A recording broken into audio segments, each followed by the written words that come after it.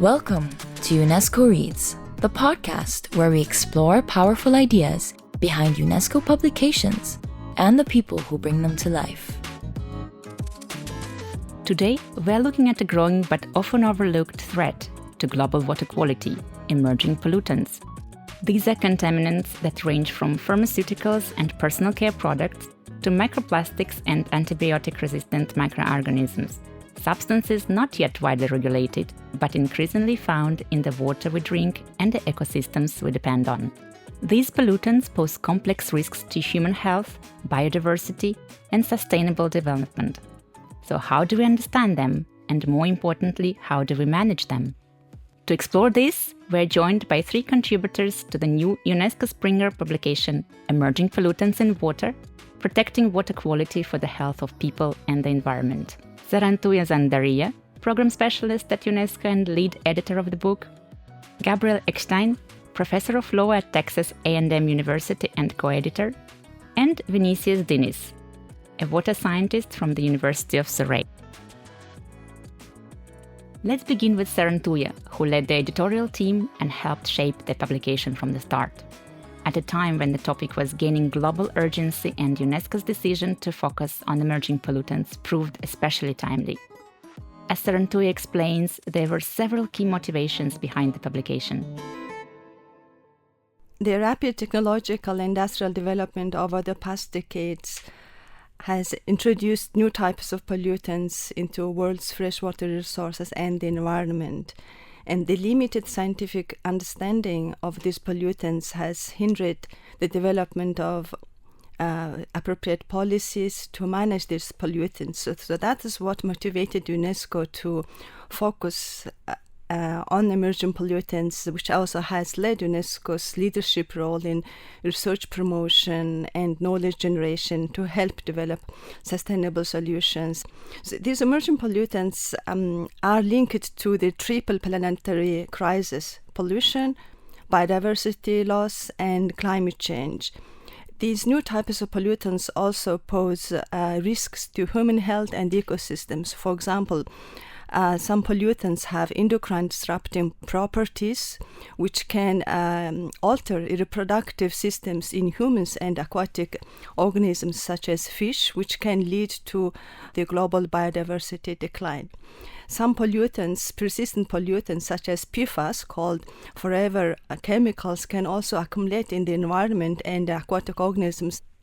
Microplastics are also one group of new emerging pollutants, and they are ingested by fish as food, and this may also have impacts on the entire ecosystems, both terrestrial and aquatic ecosystems. Impacts of emerging pollutants extend beyond freshwater ecosystems because rivers transport millions of tons of pollutants annually to the ocean, affecting marine ecosystems, and actually rivers are one of the major sources of the marine plastic pollution. Climate change will also worsen the situation, the impacts of emerging pollutants. Global warming and rising temperatures will amplify waterborne pathogens, while floods may introduce more pollutants into rivers or spread resistant pathogens, contributing to antimicrobial resistance.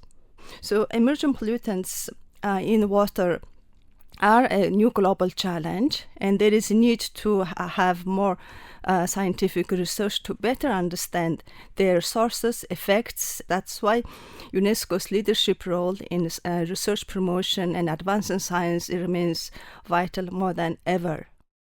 At the heart of the book is a message for policymakers and readers alike. For Sarantuyaa, it's about translating complex science into clear calls to action. This UNESCO publication on emerging pollutants presents interdisciplinary research along with key policy messages. So my key message to policymakers and readers is first to take proactive and comprehensive approaches to preventing this charge of emerging pollutants into the environment. So this publication highlights the importance of new approaches such as circular economy. So it is essential that we make a fundamental shift in the way we manage water, but also other resources in order to prevent the disposal of these pollutants into water resources. Raising awareness of policymakers is key to develop science-based policies that are needed to create an enabling environment conducive to such shifts and help societies to become more sustainable and environmentally conscious. Additionally, policymakers should also prioritize funding for research on emerging pollutants, because this is not only a new challenge, but also a new emerging scientific discipline. It's also important to raise awareness of public. When it comes to regulation, some countries are already paving the way. Gabriel shares a few examples of where legal frameworks are starting to address emerging pollutants effectively. Now, although it's happened through a patchwork of regulations, there are a number of countries that have made positive efforts to address emerging pollutants in the environment, such as PFAS, pharmaceuticals, and microplastics. Europe, for example, has adopted the 2023 REACH amendment, which bans intentionally added microplastics in most products, with phase-outs beginning in 2025. And the Urban Wastewater Treatment Directive, adopted in late 2024, requires large plants to install fourth stage treatment for pharmaceuticals. Additionally, you have countries like Switzerland, which have implemented upgrades to remove trace organics, and the Netherlands has embedded its chain approach for pharmaceuticals in water. Last year, the United States finalized enforceable drinking water standards for 6 PFAS compounds, while Australia set national harmonized investigation levels for PFAS. And Japan and South Korea also have developed provisional PFAS water limits with microbead bans and chemical registration requirements. The takeaway is that although we are beginning to see a growing shift from monitoring to enforceable controls, it is still very patchy and primarily in the most developed countries. So to your questions, yes, some progress is being made, but substantial regulatory gaps remain. Still, there's a long way to go. Gabriel reflects on the major gaps in current water management laws and why regulating these pollutants remains such a challenge.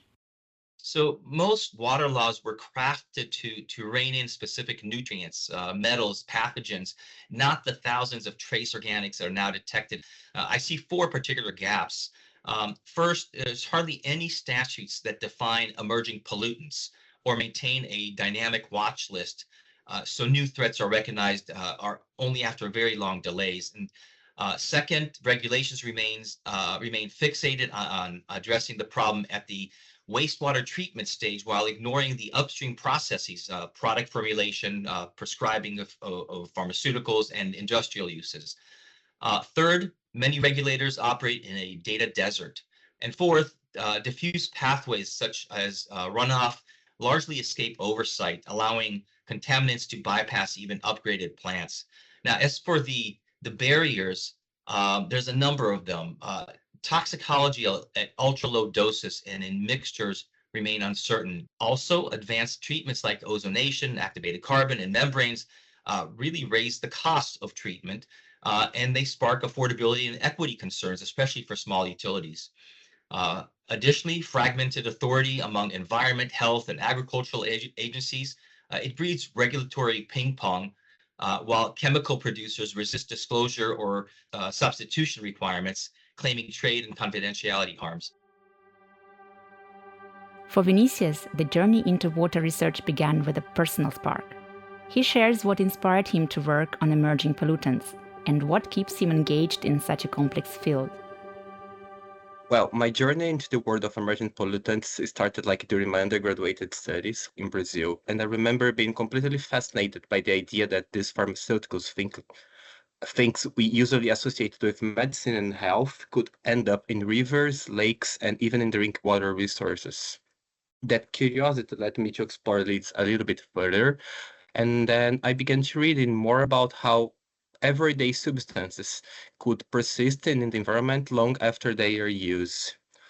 What struck me most was how these compounds often occur at such low concentrations, yet they can have long-term and sometimes irreversible effects on ecosystems and human health. The more I learned, the more I realized how important it is to develop new tools and materials to detect, understand, and remove these pollutants. So it became very clear to me that those like emergent pollutants was like a very real challenge for like water quality. And that's why I decided to research that topic. I must also add that I have always loved water-related activities, as swimming, being into the ocean, rivers, and lakes. So working on water as a research topic feels very natural to me as well. So it's a plus to be doing something that combines both my personal passion and like scientific purpose. Support for early career researchers is vital. Vinicius offers his thoughts on what could help young scientists like himself thrive in this space. One of the most important things to support, I think, is like access to substantial funding, because working with emergent pollutants is not like a cheap research to be done. We rely on very expensive equipment to being able to quantify those emergent pollutants at very, very low concentrations. Basically, we need more like funding, accessible to funding to keep like doing these researches, as we always have like new compounds and we need to buy standards and everything. But beyond funding, I think there is a real need to strengthen like international collaboration and mentorship networks, as I think this book from UNESCO was like amazing on doing that, because emergent pollutants are like a global problem, though they don't respect national borders, and the solutions we develop should reflect that some sense of global responsibility. So encouraging like cross-border knowledge exchange, like joint research initiatives and access to shared data sets or platforms could empower early career researchers to contribute more meaningfully. Finally, it would be great to see support for training opportunities that help young scientists build like the interdisciplinary skill sets needed in this field, from analytical chemistry and toxicology to policy, risk contact communication, and environmental justice. Because addressing like emergent pollutant isn't just like a technical issue in my view, it also involves like engaging with communities, regulators, and decision makers to implement meaningful change. So in short, I believe that increased funding, strong international collaboration, and comprehensive training and mentorship programs would go a long way in empowering the next generation of scientists to drive real progress in protecting water and public health. Before we go, we asked each guest to share one action, big or small, that listeners can take to help protect our water from emerging pollutants. Here's what they said. Gabriel, Eckstein. Everyone needs to be aware of the products they're using, the services they're using, and what goes into those substances, into those activities. We are using so many emerging pollutants on a daily basis.